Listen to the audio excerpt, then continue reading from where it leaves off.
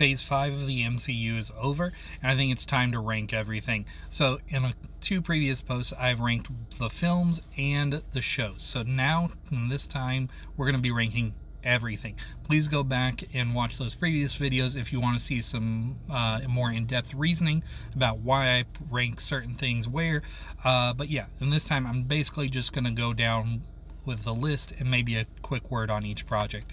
So, starting at the bottom, we're going to be going with Secret Invasion. Yeah, Secret Invasion had some good speeches in it, but otherwise just did not work at all.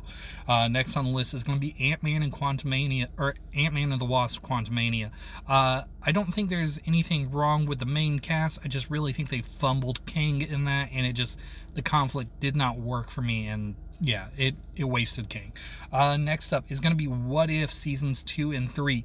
I don't think there's anything particularly wrong with either seasons. I just don't think they're hugely compelling in that sense.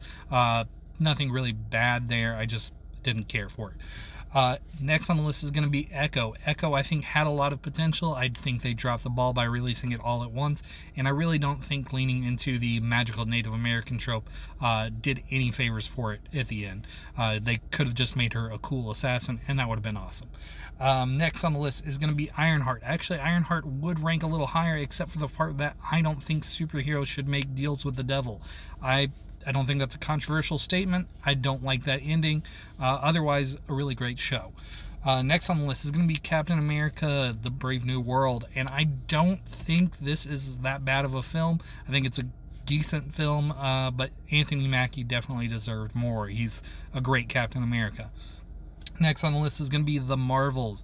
I think The Marvels is Iman Vellani showcase. The Singing Planet is cool, but I think they really dropped the ball with giving Brie Larson more to do, and just what they did with Captain Marvel in the MCU doesn't live up to the potential of the character.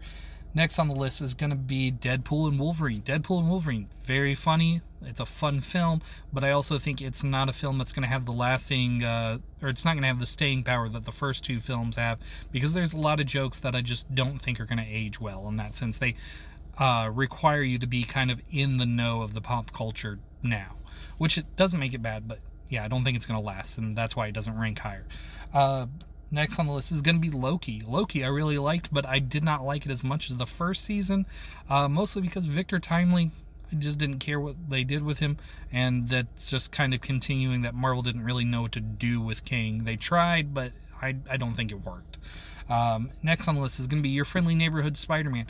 I think this is a better use of the what if premise than the actual What If show, because we got to see kind of what if the MCU had leaned into a more traditional Spider-Man take, and kind of how that would look after which Spider-Man? The first one, Homecoming. There we go. Sorry. Yeah, Spider-Man Homecoming, that's kind of like a good alternate path to that one. I think it's a fun show. Next on the list is going to be Daredevil Born Again. Daredevil Born Again is a good show, but you can definitely see where it went through that new direction in the production of it. Well, there's two different tones going on. I am excited for season 2, but it would rank higher if I couldn't tell that there was that difference in production. Next on the list is going to be Agatha All Along. Agatha All Along is a great show, top to bottom. It's a fun show. Catherine Hahn is amazing. Don't really have much else to say. It's a good show.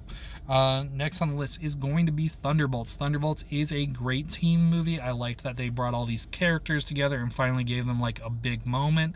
That was really cool. I wish we had gotten a little more out of the Sentry. I do mean Sentry and not Void.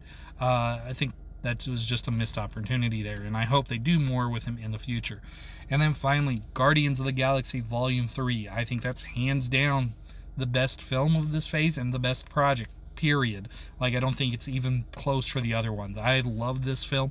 It is an amazing end to the Guardians trilogy.